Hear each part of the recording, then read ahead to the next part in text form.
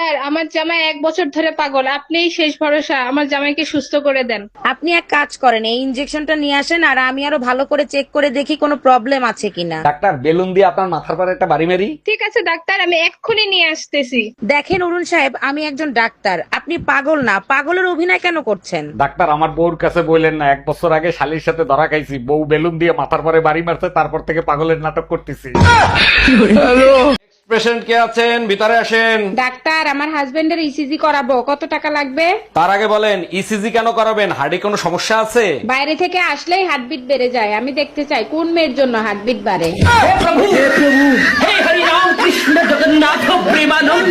এক কাপ দুধ দিবেন, একটু চা করে খাইতাম। জি ভাইজান, হবে। আমি তো কাজ করতেছি, আপনি একটু কষ্ট করে বের করে নেন। আপনাদের ছাগল তো দুধ দিতে চায় না, এর আগের বার অনেক কষ্টে আধা কাপ দুধ বের করছিলাম। ফ্রিজ থেকে বের করতে বলছি, আর ওটা তো ছাগল ছিল না, পাঠা ছিল।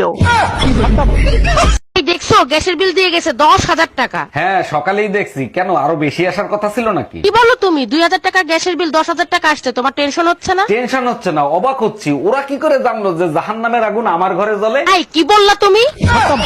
সব সময় দেখি তুমি গবেষণা করো, তো কি নিয়ে গবেষণা করো বলো তো? মেয়েরা হলো সব বাবা মায়ের কাছে জান্নাতের ফুলের মতো। সেটা তো সবাই জানে, এটা নিয়ে আবার গবেষণার কি আছে? তাইলে এই ভয়ঙ্কর বউগুলো কোথা থেকে আসলো সেটা নিয়েই গবেষণা করতেছি।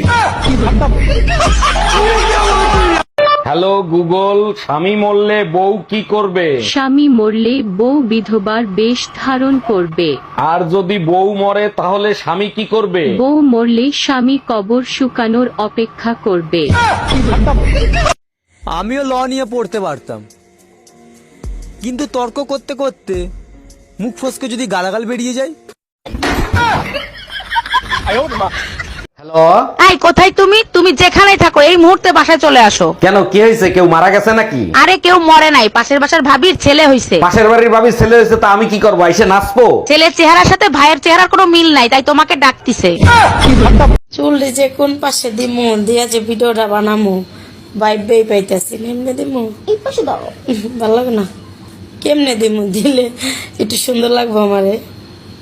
ঠাকুরপো, এত রাত জেগে তুমি একা একা কি করো? ভাবি, যাকে ভালোবাসি তার কথা শুধু চিন্তা করি। রাত জেগে এত চিন্তা করে কোনো লাভ নেই সোনা।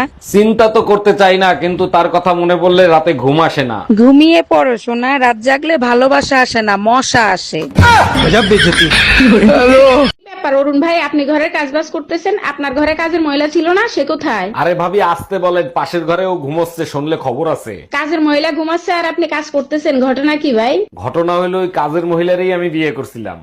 हम इसका पति है, हमको सिर्फ फांसी का सजा चाहिए। ভাবি, নতুন বউ নিয়ে শ্বশুর বাড়ি যাবো, আমাকে একটু হেল্প করবেন? জি ভাইজান, অবশ্যই করব, বলেন কি করতে হবে? আমার বউ আর শালি জমজ বোন, এদেরকে চিনবো কি করে? যে জুতা চুরি করবে সে হলো শালি, আর যে জুতা দিয়ে পিটাবে সে হলো ঘরওয়ালি। Bye bye, Tata.